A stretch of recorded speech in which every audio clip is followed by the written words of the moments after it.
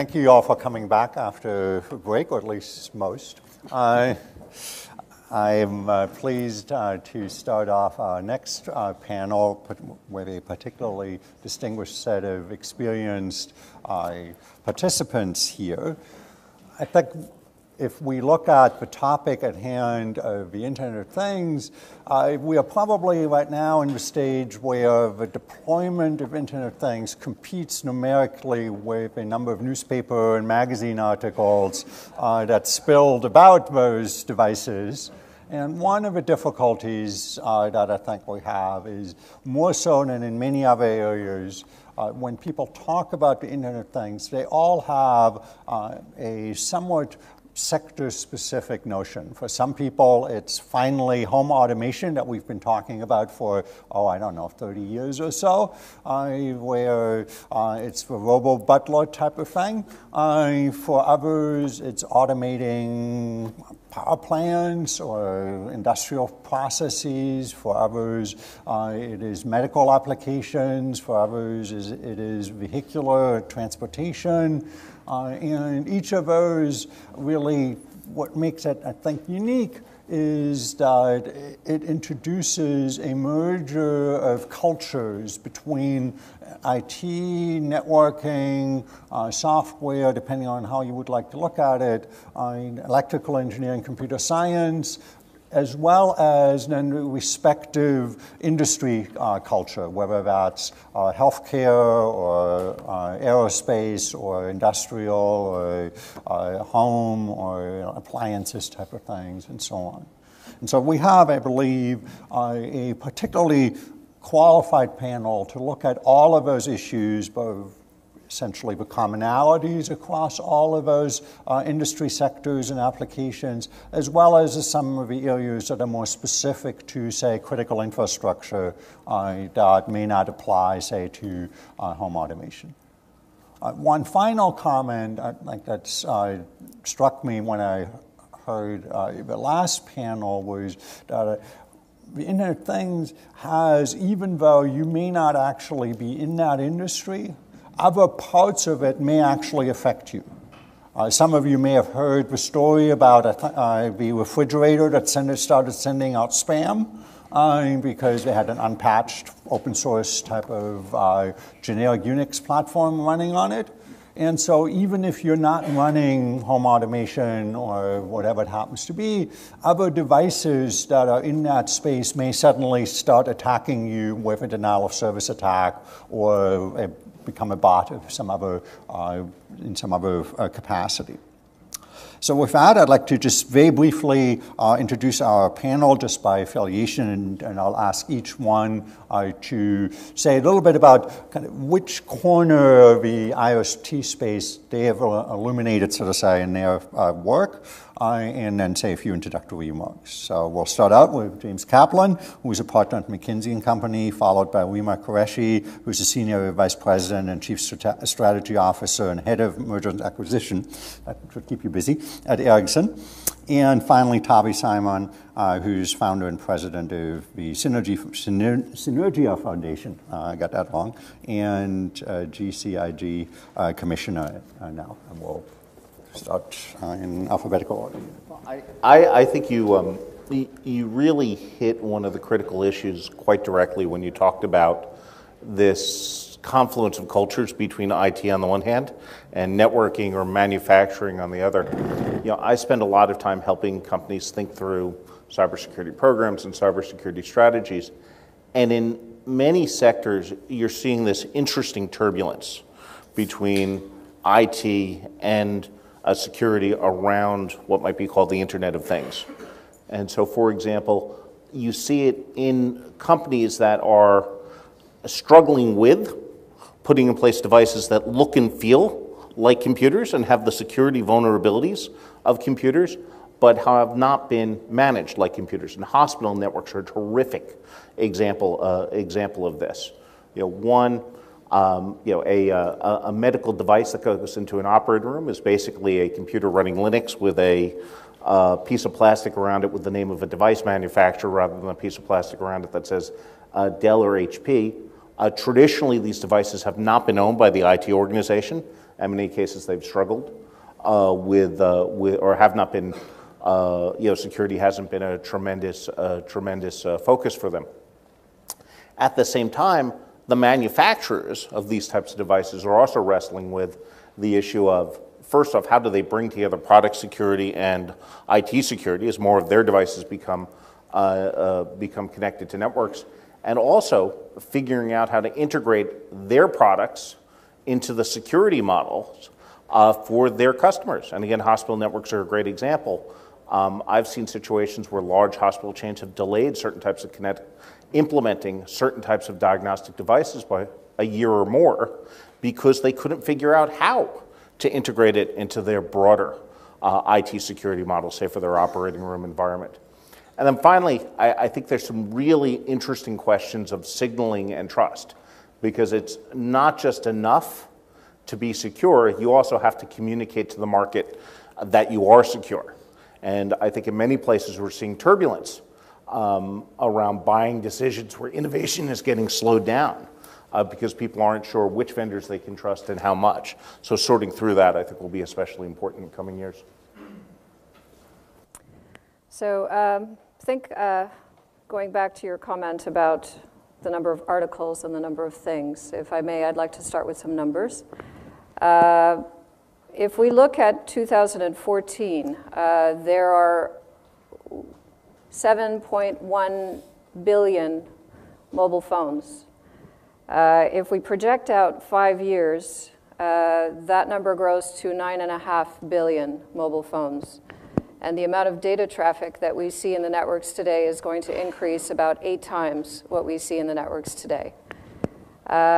If you ask 5 people, you'll get probably 10 different estimates on Internet of Things and how many things you will have connected to the network. But the numbers vary between 15 to about 50 billion connected things, of which 10 billion will be the phones, the smartphones that we talked about earlier. Another way of looking at it is everything, including phones, that can benefit from a connection will be connected. All industries will transform. All industries will benefit from the fact that you can get connected to the overall network, and the impacts to society, to the overall economy, far outweigh the benefits that each of the individual companies will make from the revenues associated to the Internet of Things. But all of that also represents challenges when you connect so many different things up into the network. The previous panel and the last speaker mentioned mobility is the next threat, if you will, as far as financial services is concerned. I think we need to stop thinking about phones as only something you make calls with, but actually look at all of those up to 50 billion connected things and what opportunities, but also what threats they can represent.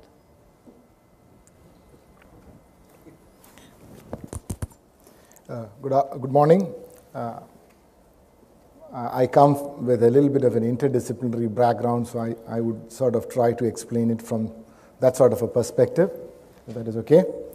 The caveat, the general feeling that Internet of Things could become an Internet of fear.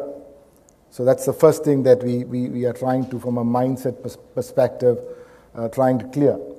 The second is I would like to expand the construct of the threat of cybersecurity per se. Typically, it is looked as an ICT problem, or it is looked more like a computer problem. From what we have seen, cybersecurity is more issues that are related to things which come from the old school of warfare, which is you have your intelligence, your counterintelligence, your signal intelligence, your human intelligence, your social media, and a number of things put together, because you really don't need to get inside the computer to, in relative terms, to penetrate. Okay, so what are the challenges, especially with regard to the Internet of Things? So there are two. The biggest risk is the device themselves, as most of these devices have not been built with cybersecurity in mind. And the second is the pressure on companies to get products quickly to the market. So in most instances, you have product companies pushing the product into the market and hoping that as they are shipped, they can do the correction. So this is a big challenge. And then the second big challenge is on the platform. So most of the devices that are connected to the IoT are built on open source libraries and components, which are extremely vulnerable to cyber threats. Now, the challenge is always, as the person from Google mentioned yesterday, is to write secure codes. Now, from a market perspective, you see that a number of these products have to be sold at extremely cheap prices. So, you know, the adage that your chain is strongest as much as it is from the weakest link perspective. So if there is a weak link in your chain, then your entire supply chain becomes vulnerable. And the last bit that I would like to say is how and where these devices are used. So this is the third threat that you have, because you have instances where devices magically appear in the entire supply chain. So it's basically because departments don't communicate with each other when they bring in new tools into or systems into, or products into, and that one vulnerability in one area can affect the entire cyber security of the organization. I will sort of pause with that. Okay. Let me see if I can, I think you raised a number of interesting issues that we should dive into in the time remaining in that. Maybe I'll try to structure it a little bit to give each of you, a few minutes to think about as to what do you see compared to all the other cybersecurity issues that we talked about, or that others have talked about on this stage and elsewhere in the financial sector, in the general IT type of sector, that are unique to the Internet of Things. You mentioned one, namely the cost pressure certainly is one for that, but we have consumer devices elsewhere that have very thin margins, and we know manufacturers of PCs, for example, I won't mention any particular names, but start with L, that have had a recent history of shipping products that had security issues. And so are there particular concerns that manifest themselves in the IoT space that may require different remedies? And then I want to get, so say once we identify, so say what we have to deal with, as to how we can fix those, but I'll leave that till later. And the second question, they may be connected, so maybe I'll raise them at the same time, is do we have to worry about different kind of actors? In the financial sector, it's pretty obvious what motivates people, namely A, direct financial gain, and maybe B, kind of hacktivism and other non-financial interest. That's probably less interesting, the latter one. My financial gains may be less interesting to take over my refrigerator. It isn't just financially valuable, except they can spoil my food, but then nobody else gains any benefit from that. What is likely to motivate people to go after, say, hospital devices or electric utility type of devices? Does that also shape our response that we should have, both at the engineering side as well as during the operations side and the whole life cycle of a device, integration and so on? So if you want to, you can, anybody want to start with that? Yeah, please. Sorry. No, please. Yeah. So if I could start with the first one, what is different or unique to the Internet of Things? I think one aspect to keep in mind is the characteristics of an IoT device. Some devices, if you were to look, for example, in the agricultural sector or in the utilities, smart meters as an example, you're going to require these devices to be in the network 10 years battery life, and they are in some cases very remote, so you don't have the ability to go and modify them on a regular basis. So that's very different than what you might have with your phone, which you charge on a daily basis, or your PC. So you have limited processing capacity. They're usually embedded in some way, And as a consequence, what you can actually build into that device, the processing capability, is very limited. So that means that it is vulnerable. To your second point, it isn't the fact that your fridge, somebody can hack into your fridge and spoil your food or whatever else. It's the fact that your fridge is connected to the rest of your network. And the fact that if you are a public utility and you have a smart meter that has a chip or a modem that is low capacity, low power, that is a backdoor into the big systems because it's all connected. So those are the threats and the risks associated specifically to IoT. Here's what I'd say is, first, which to me, Internet of Things from a security standpoint, at some levels, the dog that didn't bark yet. There have not been, I think, major public breaches related to the Internet of Things. I think that's partially driven by the fact that the Internet of Things is still nascent as yet. But I think you very well could see, I like the phrase, the Internet of Fear. And I think your point's about billions of connected devices. At some level, that development, which is I think we're all sort of counting on for innovation and growth, is contingent on not winding up with the Internet of Fear. So I think the development of security models for the Internet of Things will be critical to the development of the Internet of Things itself, and therefore continued innovation and economic growth. Second, I do agree there's potentially, at least in some cases, a different set of attackers related to the Internet of Things. Just using hospital networks as an example, because especially familiar with a few. Yeah, they're concerned about potentially nation-state attacks. Obviously highly dependent on the geopolitical environment. They're concerned about hacktivists, given that, as an example, healthcare can be highly fraught emotionally as a sector. And also, as with other types of technology devices, they're concerned about personal information. Very sensitive information can be housed on medical devices. In terms of what needs to be done, obviously I think that it'll be important to converge IT security models and product security models, but one thing I would emphasize especially is the quality of the software development, both for the device and for all the applications that surround it, and both are important because the vulnerabilities will often be at the seams between the two. And I think we're going to need to see much higher quality application development in coming years. That I don't think necessarily means more expensive application development. There's an expression that a vulnerability is just another type of flaw, and it's reasonably cheap to eliminate these types of things at the beginning of the software development process, and hideously expensive to do it at the end of the software development process. So I think the capability of our developers will become much more important. And before I get to the remedy side, so to say, what we should do collectively or individually, as I say, in different sectors, any more on what you see as kind of from your particular critical infrastructure side as the kind of motivation in people that we would need to worry about in particular? Good question.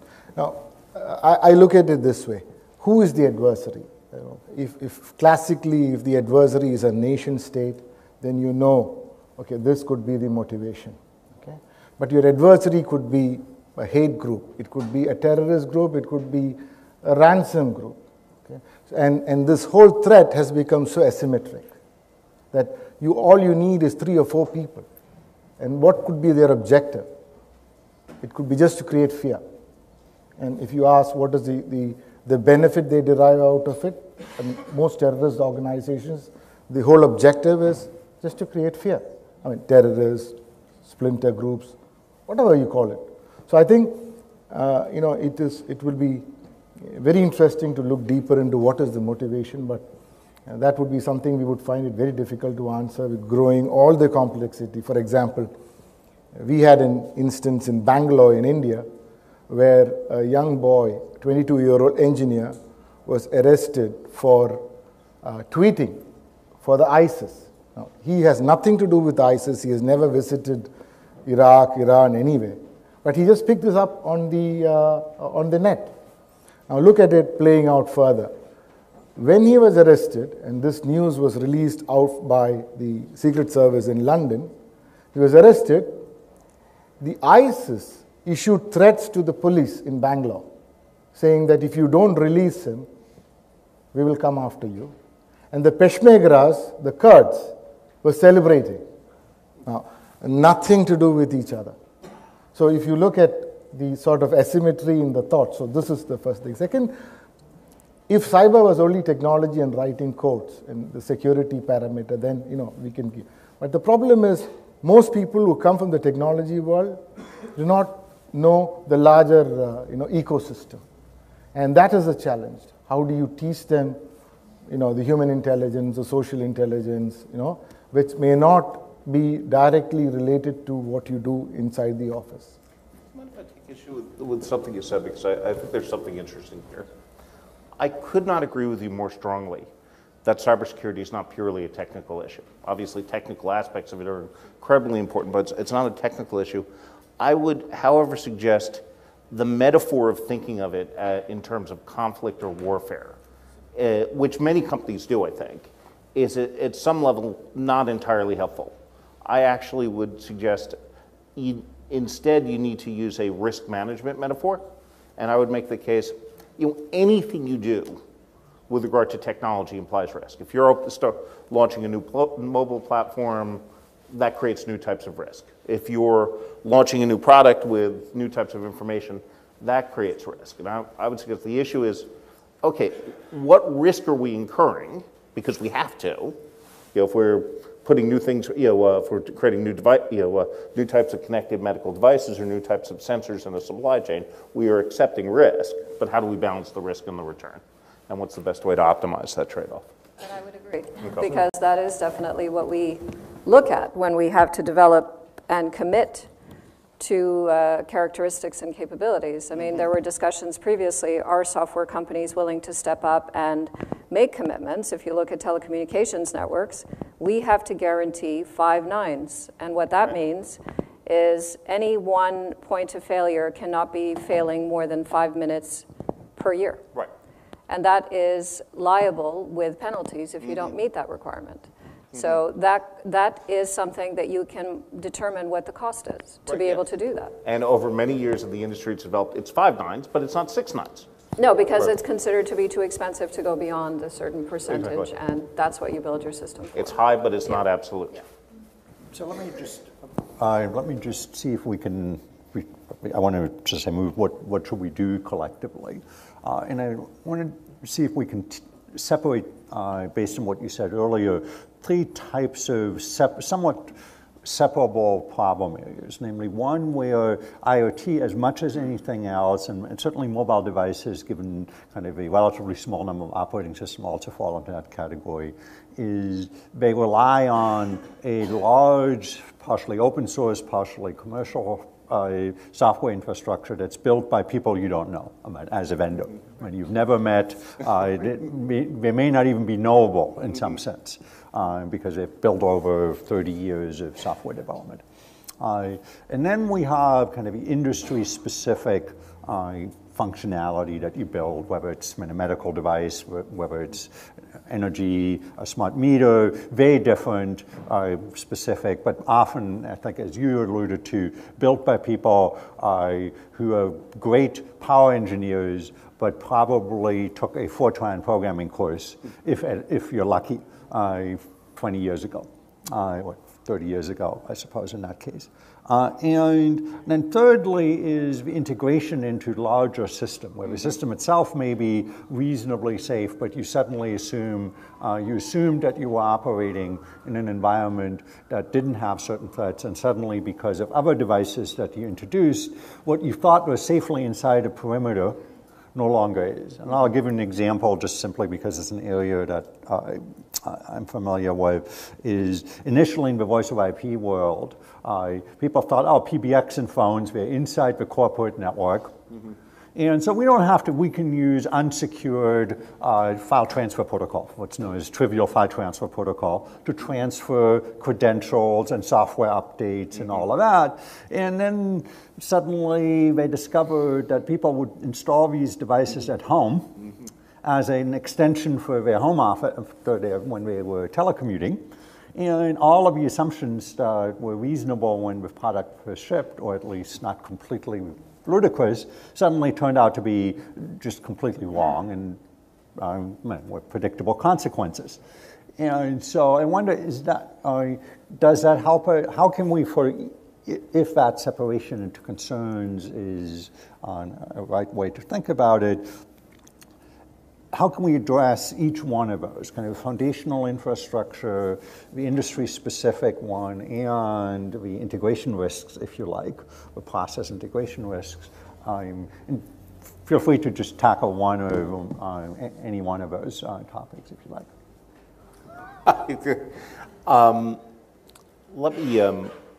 Let me start with the process integration risk, because in some respects those I think are the most interesting and the most challenging.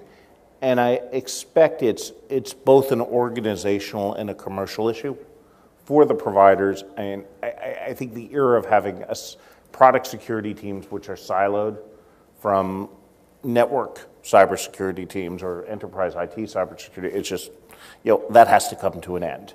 Right? There's, I think, too many things that get lost when you're not looking, for example, as a service as an end-to-end system, right? The second thing is, I think, for the providers, they need to spend much more time with their customers. I know you used hospital devices as an interesting one, but you want to see a group of angry folks go mention, any one of a number of device manufacturers to hospital CISOs, and it's, gee, they're shipping us product and they have no idea. The perspective is, inherently the box may not be secure, but they're shipping us product and they've never given 5 minutes of thought to how we would integrate it into our environments. So I think for manufacturers, it's going to mean a lot more time spent working with their customers, figuring out what the use cases of installation are, and then pressure testing those, both from traditional penetration testing, vulnerability scanning, as well as scenario-based wargaming, to understand, okay, what could go wrong, and how do they jointly move from products to sort of secure scenarios for implementation. So there's so many different aspects, there's so many ways to address the question, but I think on the one hand, I completely agree, the integration is a huge challenge, and I think that challenge is becoming even bigger. Actually, it is a huge opportunity as a private enterprise to make money. And in some respects, you could even say as a way to add additional complexity to continue to make money. So that's something to be aware of and monitor. On the other hand, even if we had one way of doing things, we still have to take into account the legacy systems and how you do the integration. So there will always be a need for integration, and I think that need will continue to grow. There is a need to have standards where applicable, common architectures where it makes sense, and as much as possible, guidelines that are followed across the industry when it is open source, as much as possible. You have to make it so that even though you are not able to control everything that is being done because it is done in open source, but that there are certain principles that as much as possible people respect and adhere to. I think testing requirements, the ability to find errors, when do you deliver the software, like alpha testing, beta testing, that kind of stuff.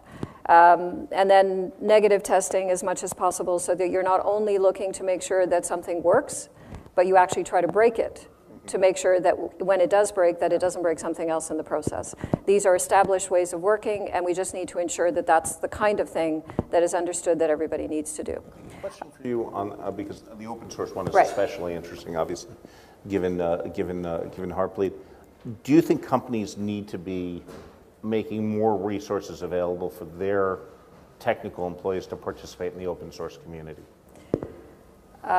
It depends where you are within the community. I think it depends also, there's pros and cons, right? So I mean, I'm coming from an organization and an industry that is extremely standardized and regulated. Right. So it's not open source. It's actually very much, you get everybody together within the industry, you make sure that everything works well together, And that ensures that there is a certain level of security. Yes, we are moving towards a world that is more open, that requires us to work a different way. And to your point, we need to probably put more people to take some of those principles of a standardized industry more into the open source space. Now, if I can come back to your other point, if we can, the way that we have this concept of if we can just keep it, if we can just touch it, somehow we can keep it safe and we can control it. I think that's also a concept we have to put aside, really, because everything is going into the cloud. It's not going to be something that you can actually put a firewall around. It will be somewhere where you don't even know where it is, and you don't know where it's going next. So the idea of what is security is no longer firewalls. It is about timestamping and data security. So the concept of security and the concept of cybersecurity is also transforming. And that also needs to be taken into account in terms of the standards of how you develop products. But in the critical infrastructure area, do you see that there are principles that either exist and they just haven't been followed because people thought of them as safety principles that deal with electric arcing as opposed to, gas leaks, as opposed to kind of the equivalent versions on the software side? Or are there things that either in terms of training or in terms of processes that we need to do?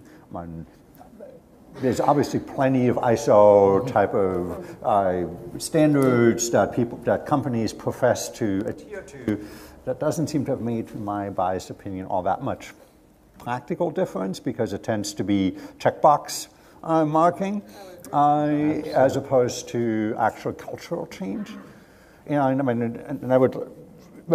both are coming, all three of you actually coming from industry, or at least are very familiar with industries that supposedly have a safety culture. Medical type of one certainly has one. You mentioned the telecom reliability culture and to some second degree safety culture. And certainly in the critical infrastructure, civil engineering, mechanical engineering safety culture that's been, or electrical power engineering safety culture that's really been ingrained in any budding participant, whether it's a doctor or technician or a power engineer for decades now. But still, that doesn't seem to have been sufficient so far based on what you have said. I don't think people have always drawn the connection. Okay. One of the interesting things for years ago, I was working with a mining company on their cybersecurity strategy. At one point, and I had no idea what the hell he was talking about because I don't know a lot about mining, he said, this is just like safety. And it was interesting, they had a corporate culture where, you did not walk around headquarters with a coffee cup with an open lid, right? Because you don't walk around a mine with, an open liquid, and you would get written up with a ticket if you walked down a flight of stairs again in headquarters without grabbing the banister because, you just never did that in the mine. And I think once they made that jump and said, cybersecurity is no different than safety, then they started to inject cybersecurity into their safety program, which had been very successful over the course of a decade. And it was just, then the culture started to say, okay, it's no different. And I imagine there must be similar things that happen in electrical utilities given, the intensity of the safety culture in that type of sector. I might make just three. I totally agree with Professor that what you said, and there's 3 points that I might quickly share. One, if there is a remedy, the first one is ensuring that there is an ecosystem where the supply chain there's some sort of a very strict rating. And this is something which the industry has to take it on themselves, because there's no other way.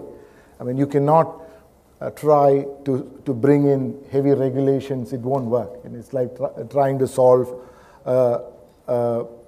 21st century problem with a 19th century, sort of a writ.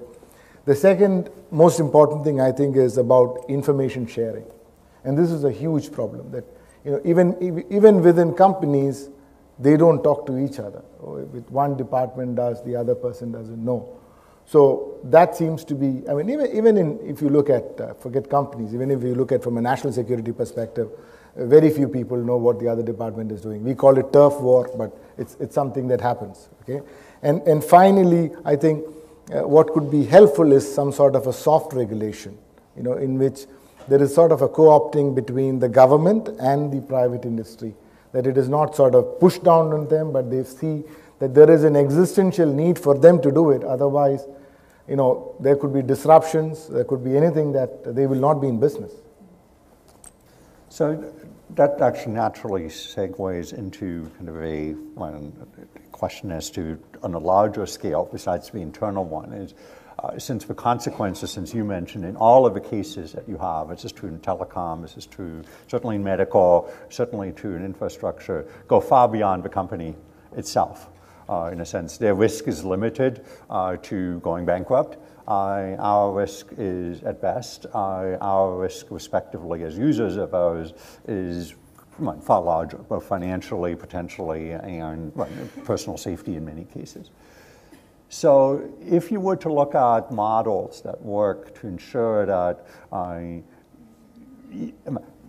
the problem always is the race to the bottom problem, because you can't, as you mentioned early on, you can't see security in a sense that the box looks as shiny as the other one, maybe even shinier because it may actually have newer features that were thrown in at the last minute and have a new user interface or whatever. So what is the kind of more modern version? I'll mention as one example to get the discussion started something that I've always been somewhat surprised by. As some of you know, I work part-time at a federal regulator that doesn't deal with safety as such, but we deal with cybersecurity. And so we have companies coming into the process as, no, don't regulate us, we'll all do it internally, and then bad things happen. But then on the other side, we have industry, which says, particularly since we had the financial services panel, I suspect most of you are familiar with PCI DSS, kind of a program which is essentially both a checkbox program and a ongoing testing program for anybody who accepts credit cards. So for a sideline business that I run, I'm subject to that, so I'm somewhat personally familiar with that. So it's an industry one, which is in many ways... Do you think it makes your business more secure? I'll say partially. The checkbox one doesn't. What I think does actually help, and this is something that is, and this is the ongoing piece, namely, and again, that's maybe something you can talk about as well, is there's often been one of, because it's probably closer to what we do in other engineering, is you design a secure product and then the security itself doesn't change much. The bridge doesn't have to be updated. That came up during the previous panel as well. The PCI DSS model, because it does monthly or roughly monthly testing, make sure that you have a new version of underlying software, SSH, OpenSSL, Linux, whatever happens to be. And if new threats evolve that can be tested externally, not all of which can, it tests for those, even though they were not known at design time. These are like the Heartbleed type of model, where somebody discovers a new threat vector that just wasn't thought about at the time of design. And so, and we've obviously had now the NIST framework, security framework, which is a more process-oriented operational framework in that. So I'm curious, in each of your respective niches or experiences, is what models work? Is it one of specifying, basically, we'll leave you alone, but kind of the, if you can't behave yourself, so to say, well, basically the threat of regulation steps in, but then you actually have to be willing to execute on that. Because sooner or later, somebody will misbehave, and you don't know ahead of time who's that going to be. You probably can guess, but you don't know that ahead of time with legal certainty. You can't just say, man, you look like a cheap guy. I'm going to regulate you, but because you got the expensive suit, I'm not going to regulate you. That doesn't work. So how do you make that work? And what level? Is it processes? You mentioned that a little bit in your telecom experience. Or is it a checklist type of thing? Or is it, what is the right model for either, and who should be specifying those in that? And I think that's a fairly broad discussion, so we can dive into different aspects of that. I don't know, if you want to start. Oh, yeah. Yeah, so actually we did, working with the World Economic Forum, we did some research about a year or so ago where we surveyed a large number of technology executives on a range of security-related issues, including what they thought about regulation. And the distinction in results across sectors was, I think, very interesting. So in financial services, the sort of modal result was that CIOs and CISOs were saying that the regulation is actively harmful, that it was mandating practices that in some cases were somewhat outdated, and that it was chewing up tremendous amounts of time that could be devoted to other things. And you heard people say things like there were, you'd heard we got quotes like, there's what we need to do to be secure, there's what we need to do to be compliant, and those two things have nothing to do with each other. We have to do both. You heard heard folks say things like, between all the different regulators in the U.S. and all the different jurisdictions abroad, that they had 97 different audit events that touched on security in some way, shape, or form. That's at one institution. It was very different in other sectors, and in particular in healthcare and in insurance. The sort of modal result was, regulation is inherently suboptimal, but still helpful, because our sector has not focused on this in the way that it should. So at least it gets senior management to devote the required time and attention. Now, when we asked what type of regulation would make the most sense, almost everyone said, it should not be specific technical practices that changes too quickly. It should be somewhat principle/result based. Obviously, that's harder to implement and harder to describe. So, and you'll each chime in on that, but I'd like to think about, that comes up a lot. I mean, regulators can never be quick enough to do that. But is there a way to do that in a two-step? In many industries, as far as I understand, it's essentially regulation by reference. Namely, that the regulator itself doesn't specify, you shall change your password to take a silly rule that I would put into it doesn't actually make a safer model, don't write down your password type thing, rules, to a specific one, as opposed to referring to industry standards that can evolve relatively quickly. In some industries, regulators will get quite that specific. Right. And so, is that a right model in a sense, regulation by reference, in a sense that you say, we don't tell you as a national or international segment regulator, you shall follow these particular practices or particular checkoff items, but you should follow whatever the current industry best practices are, as opposed to simply be safe in that, and we'll know it when we see it, but by that time it might be kind of late to do that.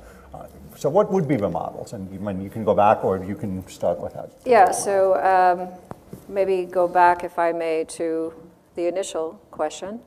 The industry, IT industry, as well as the telecom industry that I'm working in, I would say it's a combination of all of the above. So it's a combination of regulation, industry standardization, internal architecture models and processes that are put in place that everybody are required to follow, to basically open source, where it's free for all.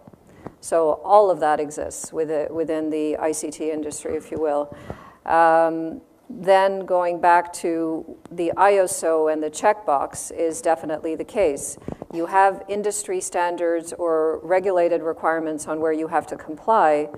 It's processes. It doesn't address security. What it does is it allows you to say, yes, you have this document, it's in the right version, it's been signed by the right person, and it's been stored in the right place. It doesn't say anything about whether there's any valuable information in the document. So that's an issue.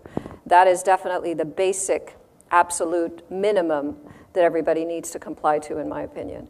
Beyond that, you have what the industry tries to do to regulate itself, and the challenge we have within the convergence of the industries is that you've got one industry that's coming from a regulated, standardized way of working, and one which is a startup can make billions of dollars even if they don't make any revenues if they have a good idea. And those things are colliding. That's creating challenges.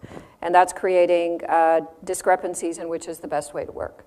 So we have to work through those things. Just as a note, I've heard for many businesses that are in the traditional, more regulated, more cautious model who are competing with businesses in the startup feel they're at a disadvantage, that this is part of the reason that it's hard for them to innovate as quickly. You could say that in a lot of cases is excuses, but let's take the Internet of Things as an example, okay? So coming from the regulated to the completely unregulated approach.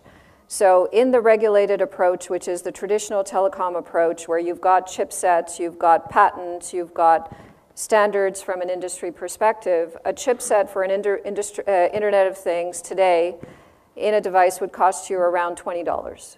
Okay, so that limits the amount of devices that that chip is going to go into. Of course, that cost is coming down, and that cost will go down to about $5 next year, by the end of next year.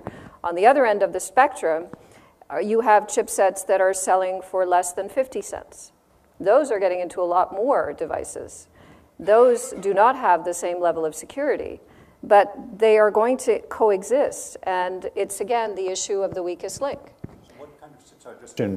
Specifically, where do you see the difference in security in the software level or the standards one? Because if you look at the industry, just to say that, if you look at the cellular industry, they don't have a completely unblemished record, GSM being a pretty good example of having pretty lousy security in many ways, SS7 having no security, just to take two examples, because they assumed that they were only companies of your size, your company size, would be playing in that space and would be too difficult to build your own SS7 node, your own GSM base station, whatever. In that. So where do you see the 50 cents and the $25 one? Both have things to improve, absolutely. Absolutely. I mean, I'm not saying that the $20 solution is the one that is working and there are no issues whatsoever to the previous panel.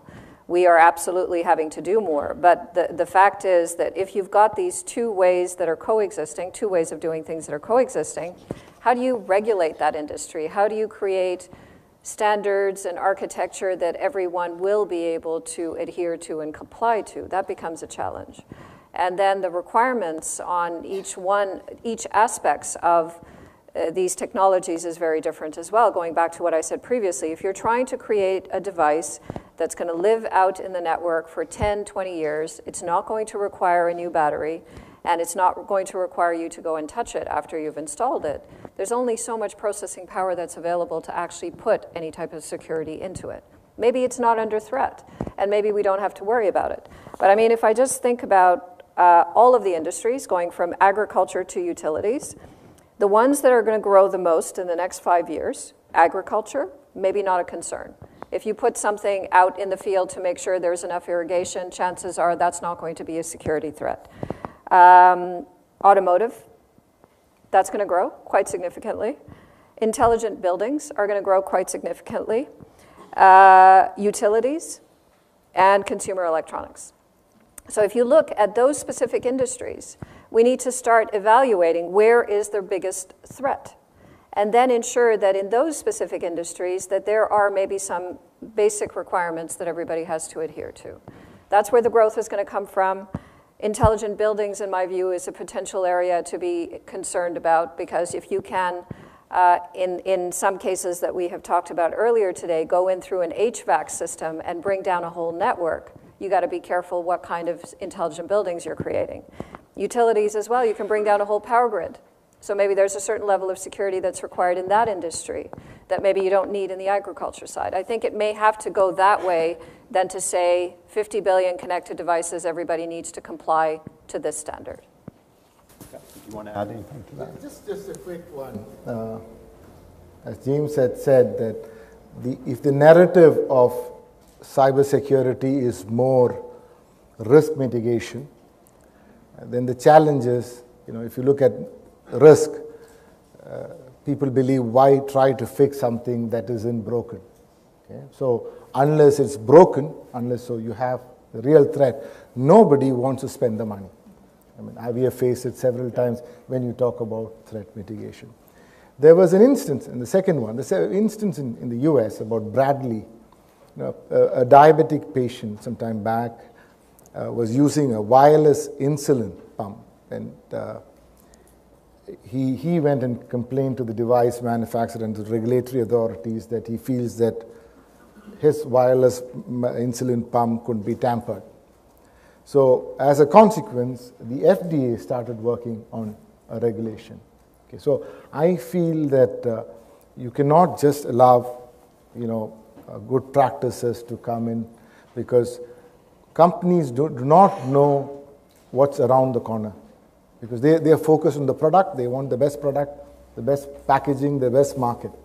But the threat is something that is not under the ambit, understanding the threat. And even if companies understand the threat, you have risk managers who might say that, let's postpone it for another quarter.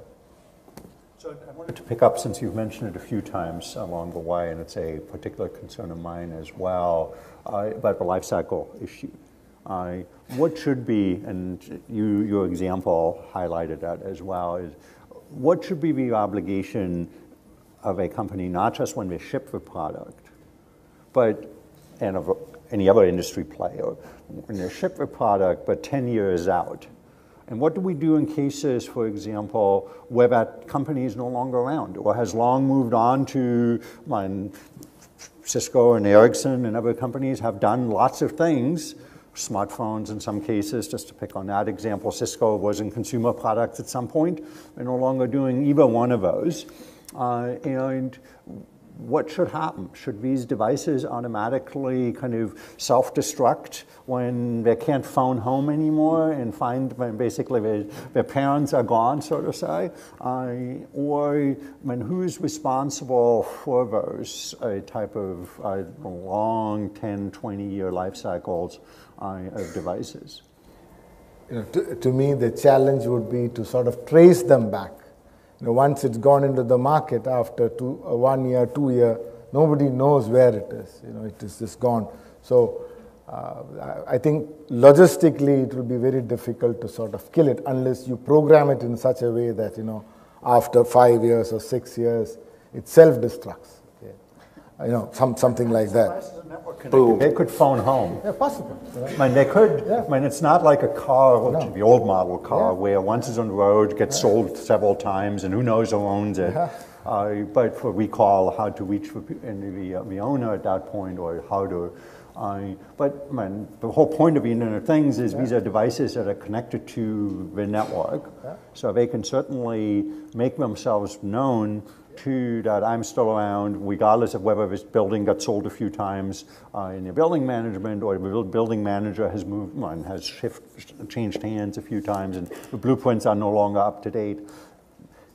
Is that something that one should just, as a good design practice, built into network devices? That people have proposed that essentially devices self-safe, so that if it can't establish contact with a home base, it goes into some kind of safe mode that essentially allows its safety functions to continue, but it makes it known to the local one to start blinking or whatever, that it either needs to be removed or maintained in that. Whatever models for the life cycle management that you can think of. And this is true, I think, across all industries that we've talked about. It's very interesting. I think there are certain capabilities and solutions that exist today to be able to do that.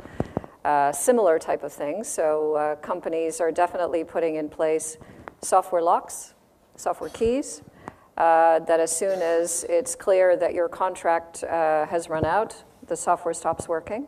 So from a technology perspective, it is definitely possible to do that, and it's easy also to do it from a hardware perspective. We have been faced with specifically that type of question. It's like we are selling Internet of Things solutions to a particular company. We are asked to support these things for 10 years, and it has to be written into the contract. So that is what you sign up for. And then you have to ensure that you have all of the hardware and the software and the capabilities to be able to support it for that period of time. And we have walked away because we don't want to make that type of a commitment in certain cases, because specifically, as you say, you're not sure if the person that's going to be supplying you the widgets are going to be around 10 years from now. But that's not necessarily the case all the time, right? So you may not have somebody that's signed up to support it, or you may not have someone that's walked away and said this is not a good business. It may just be that there are things out there and nobody is supporting it. I think it's a very important area to address as we go forward. But we'll see a lot more growth before we actually get to the point. There's probably about, depends how you count, it's about 1 billion connected things right now. That's growing to 25 billion in 5 years. So there's going to be a lot of growth before you get to a point where you have to figure out what to do with the old stuff. Actually, it's interesting. It's an interesting example of how security could be, the incentives could be, the commercial incentives could facilitate security rather than discourage it, yeah. Which is, obviously many software vendors have used the inability, have used the inability to support software from a security standpoint as a lever to encourage upgrade. But you could imagine a model where, okay, one of the ways we manage life cycle, not lifestyle, is the device has to phone home, and everyone understands that the life, giving an evolving security environment, the lifespan is not infinite. That we need to, after some point you have to replace the darn thing so that it can be replaced with something that continues to be securable. But I think it also brings up the question of whose responsibility and liability is it? If you have sold it, how much responsibility and liability do you have? At some point, you have to be able to step away from it. I mean, we've had similar type of discussions when we've talked about electronic waste and legislation on electronic waste in Europe, for example. If you've sold it to someone else, how much liability do you have going forward to find out where that stuff is and dispose of it? It's the same concept here. It's a great example of security as a legal issue. Yep. Which is, a lot of this will presumably get sorted out contractually, and I know lots of folks are negotiating hard about this, where companies will specify, okay, we'll take exactly this risk and no more. If you do this and this and this, we have some liability, but if you don't install or support it in the appropriate way, then you bear. Exactly. You as the customer bear the liability. But I've yet to see a product, either on the commercial or on the consumer side, which says this product has a built-in life cycle limitation of 10 years, and even I think operating systems have gotten better. The major ones, they basically, at the time you buy it, they basically tell you that we'll end of life this device at a certain point. But in many cases, unless you're towards the end of that, you won't know. If you bought Windows, some version more recent than that, XP, for example, I'm pretty sure during most of its life cycle, you had no idea how long after you purchased it, it would still be supported. You only knew once when it ended. Microsoft, in that case, decided it was nearing its end of life phase. But should there be a disclosure requirement if I buy a home smoke alarm, just to take a life-critical device, that says, you don't just have to change the battery during daylight savings time switch over, but 10 years from now, in a commercial building, say, you have to expect that you should replace that, and when you factor in the cost of purchasing device, you should, is that the model? What is the model for that? Well, I would argue the reverse is true on the enterprise IT side.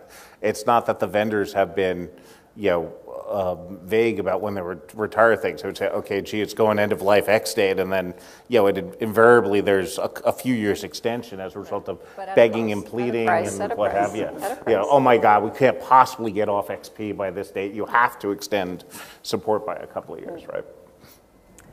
But it is an important area to consider. But I like the idea of the self-destruct. That generates future sales. I think that's a good idea. Well, but it creates, I think, rather than regulation, because I can't even imagine what an intelligent regulatory model would look like. To me, it's more on, can we create positively reinforcing commercial mechanisms to encourage security. It feels like that's going to be a lot more effective in a much more efficient way. So what would be the challenge on that? Because that's what everybody says, but when I ask about specifics, it's usually... Well, I mean, this is a great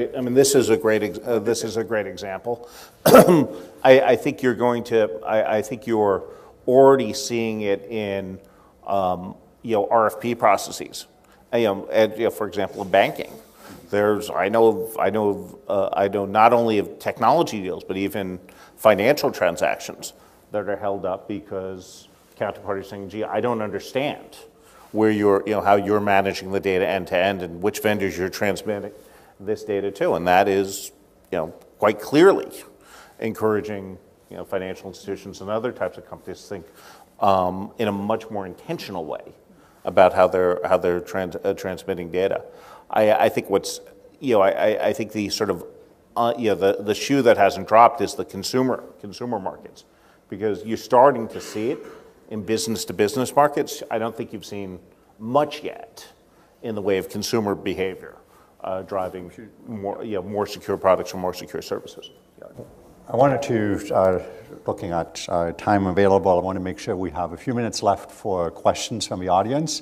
I think we've touched a number of topics that I'm sure people in the audience have questions or short opinions about. So I see a hand there and a hand back there, a green shirt.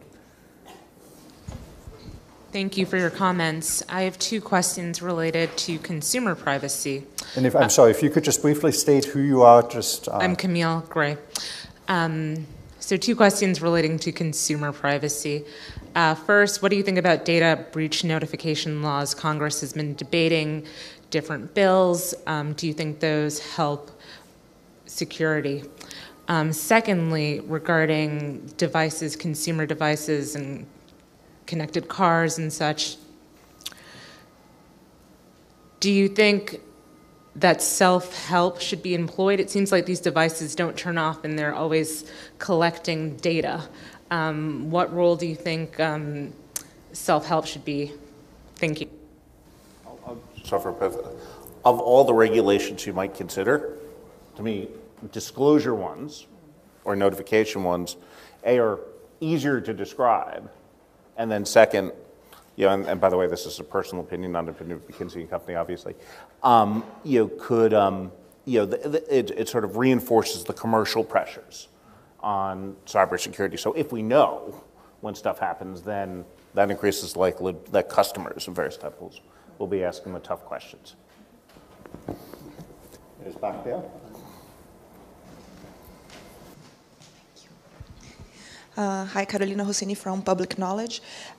You mentioned what we all know as the Internet of Things, right? And one of my increasing concerns with the Internet of the Things is that actually things are, in terms of statistics, many more than people, right? And that means that from a theory of network of communications, which is how we see the Internet nowadays, we might change for a view of a network of control, right? Because you need to take care of all these things, right? So how you balance all the values that come with the Internet of communication in a network of control?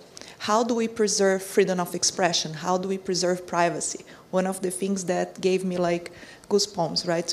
In the plane the other day was the documentary on the new Barbie doll connected to the cloud, right? So how do you balance, when you have young kids, right? You have to be concerned with those. How do you balance the values from these two very different networks that are the same at the end of the day? Thank you. Okay. I don't know if anybody, we haven't talked much about the privacy aspect, but it's obviously related in some sense to the cybersecurity side, more in terms of unintentional disclosure, but it also bleeds into the intentional disclosure or use of data to the consumer. And from a consumer perspective, it probably doesn't much matter as to whether the bad guy got the data or a company did things that you didn't expect, even though they're not nominally a bad guy. And not any thoughts on any of you that would matter? For example, in the home, do we have to worry about that smart meter suddenly track my behavior indirectly in that, or in mobile health devices, consumer devices? They know a lot about me as to where I am, what I'm doing in some sense, how active I am. Just as one that insurance companies, a health insurance company might care about how fast I'm driving, that my car insurance company cares about, and when the whole advertising issues, or certainly in the health world, you mentioned those early on. Are those two connected, or should we treat those separately? Just a quick one. Yep. I think the issue is it's a choice that we make. The day we decide to get into the net, we have accepted, we have actually signed that, our lives are going to be open. So any time that you get into the system, then talking to, we have to just say how much of privacy we want. The more private you want to be, the less disconnected you are to the grid. So is the only choice that the consumer has essentially disconnect or accept any privacy violation that they perceive? I'm not going to that extreme, but I'm just saying, no, I'm not going to. But all I'm saying is it's a choice that we have to make. Then it's like an individual choice, or is it also a societal choice? Both. I feel it's both. But at the end of it, you can't blame the society for something that happens in your house. So the buck would stop with me if I have to take a decision. I think the benefits outweigh the risks. There are risks. It's important to educate yourself of the risks. But imagine what life was like before the internet, and are we willing to go back to that? I think that's the other thing to keep in mind. There's so many benefits, and so much of what we get today in terms of just the way we live is coming from the internet. If we don't have it, I think that is a huge risk versus the threats that you have of using it. But it is extremely important to educate yourself. Going back to your example of the connected Barbie doll, I have two teenage daughters, and it's extremely important that I educate them on the risks of the internet. And very, very important for them to understand what they should do and what they shouldn't do. And I think that applies to all of us. We need to understand what the risks are at the same time as there are huge benefits. Absolutely. I see a hand up there on the table. Yep. Thank you. Thank you very much for the panel. My name is Yuri Ito. I am from JPSA, Japanese Computer Emergency Response Team. You talked a little bit about the product liability, vendor's liability on this. How do you think the insurance role is coming into this?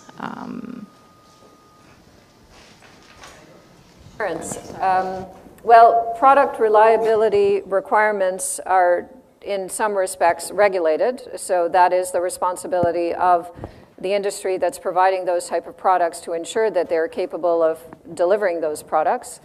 And then if there are liabilities associated to it, of course, the enterprise or the private sector is trying to limit that liability as much as possible, because there are requirements in some cases to have unlimited liability, but you try to cap that as much as possible. And then, of course, when you can, you try to get some of that covered via insurance that you have on an enterprise level.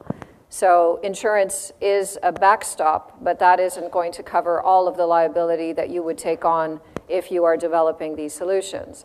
But it's not every aspect of the ICT sector that understands and accepts liability. I would say the vast majority doesn't. Anybody else? We talked about, there was a little bit of talk in the previous panel that Steve Bellovan mentioned it, that insurance itself, in order to be insurable, this is not so much for the ICT development side, but more for entities that use products, that the products have to meet certain insurance given product requirements in the sense of fire safety being a classic, electrical safety, vehicular safety being examples of insurance rating that determines your car insurance rate for collision. I'll give you a great example of an app. There's an app called Drive Like a Girl. And if you install this app and you drive well, your insurance costs actually go down. So you keep track of your insurance, your driving habits, and then your insurance costs can go down. But would the insurance itself drive product features and requirements as it may have happened in other safety relevant ones? And I'm looking at you particularly because it seems like particularly relevant, or maybe in your case as well, medical liability insurance one. Would there be in either one of those cases, let's say a medical liability insurer would say, if you use products that are not meeting those requirements, our liability that either something goes wrong in patient care or something goes wrong in data disclosure rises, and so your insurance premium is going to go up, or we're just not insurable. We won't write a policy on you. Do you see that as a realistic possibility? People talk about it all the time. I haven't seen much happening yet. You want to? I mean, a couple of thoughts on Synergia. One is, it's an incredibly nascent market, right? And I think, the amount that the insurance companies are willing to underwrite for any given customer is quite small. And for example, I know one company that did manage to get $200 million in aggregate cybersecurity insurance, but had to create its own syndicate of 8 different carriers, each providing $25 million of insurance. And needless to say, that was a excruciatingly painful process, and the coverage still doesn't 100% align, and so forth. To me, this goes back a little bit to disclosure and notification. At this point, there's still not tremendously good data out there in the world about what events have happened, what their impacts have been, and as more of that comes to bear, it'll become easier for richer cybersecurity insurance markets develop, which would be incredibly valuable because you can start to then price risk, and you could price the impact of certain mitigation strategies potentially. Okay. I want to give everybody a chance to say some closing words, things that we didn't get to discuss. This is obviously a very broad topic that spans anything from electrical and software engineering all the way to societal policies in that. Anything and either any of you would like to add to that? Otherwise, it's always with the panel that's between you and lunch, so to say. No, I mean, I would just make a last statement that, today you have a scenario where everything can be connected. So in the same vein, you have the risk that everything can be hacked. So that's the, I would just try to conclude like that. I'd say as we've had this discussion, there's this very rich array of, strategic, product development, commercial, contracting, legal, a liability, procurement type issues, which I think gets at the richness or the full complexity of the topic. If major institutions continue to treat cybersecurity as, largely speaking, a technical issue, we're not going to make the type of progress we need as a society, and that is going to get in the way of, the 50 billion odd connected devices getting the value that I think we all expect and want from the Internet of Things. I mean, I suspect this won't be the last discussion on this particular topic, particularly, as you said, we're in nascent phases of the deployment, and often we necessarily tend to be reactive to the latest kind of disaster, or hopefully near disaster, that we can get.